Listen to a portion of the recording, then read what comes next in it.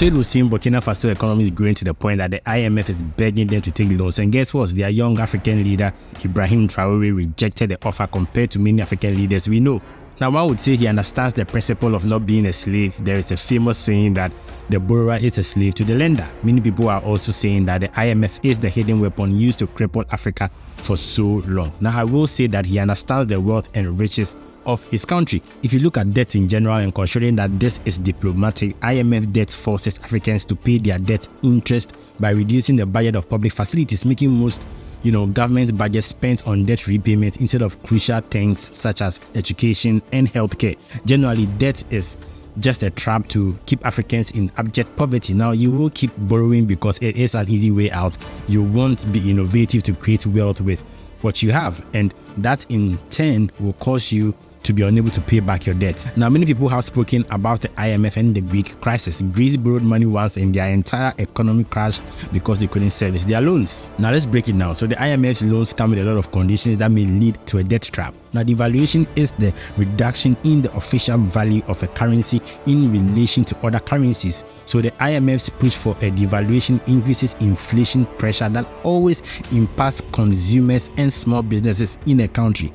That will make them suffer. Now, some funny quote I read somewhere was that Ibrahim Traore rejected life imprisonment from IMF, that Russia lectured him from experiences. Funny.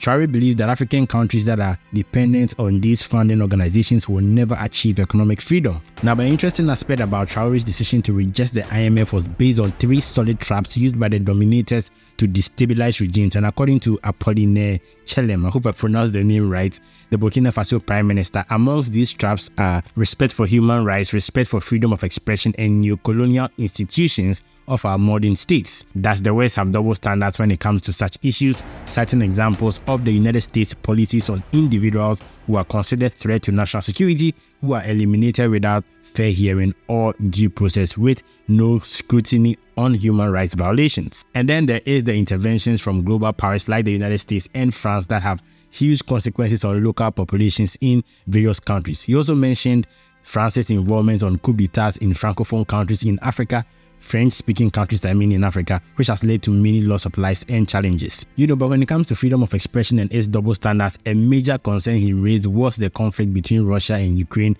Several Western countries, France included, threw out or dismissed or banned Russian press from their countries. Now, I guess the reason Burkina Faso sees these as traps is that he who comes with equity must come with clean hands. So if you speak of freedom of expression, why not practice absolute freedom of expression for all? Natalie Young, a Cameroonian Swiss activist. The woman is radical, she's eloquent, and she was born in Switzerland. She is one of the most outspoken and influential critics of French presence in Africa. Many people call her the Lady of Sochi. She has been banned from entering and staying in France for expressing her opinion. Now, another interesting factor expressed by the Burkina Faso Prime Minister is how the West turns a blind eye to freedom of expression, freedom of movement, freedom of religion and belief in many African countries where these freedoms do not exist. Now, as long as it's serving the West's best interest, they act on consent. But if you take a critical look, real freedom of expression is being able to accept it from others, even those with opposing views. That is why Ibrahim Traore thinks the West is trying too hard to impose its policies and institutions on other cultures without considering their own rich and unique histories. Detecting traps that has kept Africa in submission is the first step to achieving total liberation on the African continent, and Ibrahim Traore is bent on pushing that milestone. They say Rome was not built in a day, so he who must walk a mile must begin with the first step, and to him this is a first step towards the right direction. My name is Your Heritage. If you enjoyed this video, kindly like and subscribe so you don't miss more videos, and drop me a comment if you think Traore made the right or wrong decision. Thanks for watching, and I'll see you in the next one. Bye.